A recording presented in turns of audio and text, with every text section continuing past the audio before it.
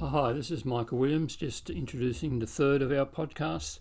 This time I'm not talking so much about a topic or a publication of Chidestudy Press, but an older project of mine called Chinese Australian History in 88 Objects.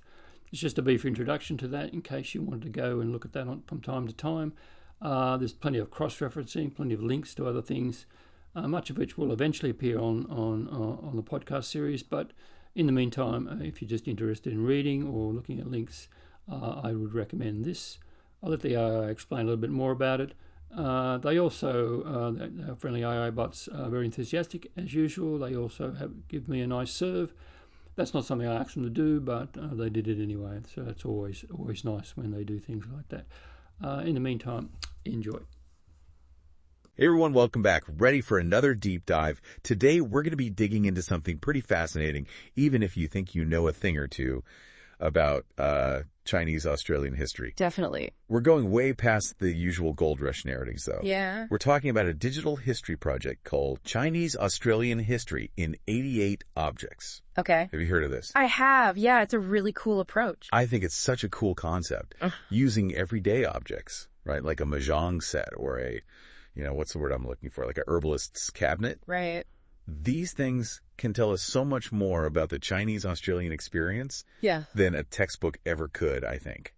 I totally agree. And it's amazing, how powerful objects are. They're like these tangible connections to the past, right? Yeah. They really make history feel more real, more relatable. You know what I mean? They do. And this website, it just does such a phenomenal job of showing how diverse, like genuinely diverse, that experience actually was and is. Yeah. For instance, there's a whole section on Chinese merchants who just totally crushed it, defied expectations, became incredibly successful. But then you also have, these stories of laborers who are facing really, really intense discrimination. Absolutely. So it's that complexity, those different perspectives that really make this website so interesting to me. Yeah, I completely agree. It's what makes this project so insightful, right? It challenges those overly simple narratives you often come across, and it reveals like a much richer, more nuanced tapestry of experiences, I think. It's not just one story, is it? Exactly. And this is what I love. Chinese Australian history in 88 objects. It's not just a cool idea. They actually pull it off. Like, it's really well done. Yeah. The way they have everything laid out, it's beautiful. They have sections about all the objects, a whole database of Chinese Australian heritage items, historical context, translations. Like, they want everyone to be able to access this history, and that's really cool. It's fantastic, and that's probably why it was shortlisted for a digital history prize, Wow. The judges were clearly impressed with like how accessible the website is and how effective it is, using everyday objects to draw people in. It really makes you wonder, like, what objects would tell our stories, It does, exactly. Yeah. And that's the power of looking at history through this lens, right? It makes you think differently, encourages you to look around your own space and think, okay, what stories do the objects in my life tell? What connections do they have to my family, to my heritage? It's really cool. I love that. It's a doorway to, like, deeper reflection. Definitely. And speaking of digging deeper, there's a whole section on the author, Michael Williams. Right.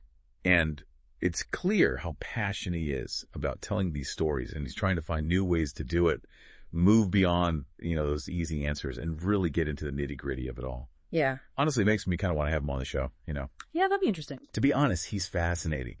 So if we had to kind of like wrap this all up in a neat little bow, I feel like the big takeaway here is that history, it's not just dates in a textbook. No. It's alive, and it's around us in these objects and the stories they tell. Exactly. And when we pay attention to those objects, we learn new things, make more personal connections to the past, and we might even find ourselves questioning, what we thought we knew about history and about the people who made it. It's true. Yeah. So next time you see something that seems, totally ordinary, just like an object, take a second, think about the stories that it could be telling. You never know what hidden connections are out there just waiting to be discovered. Absolutely. This was great. Until next time. Okay, thanks very much for that. This is just a very short one today. As usual, you can look up the website, chidestudypress.com, or look for, or as I said, the Chinese Australian History in 88 Objects website as well.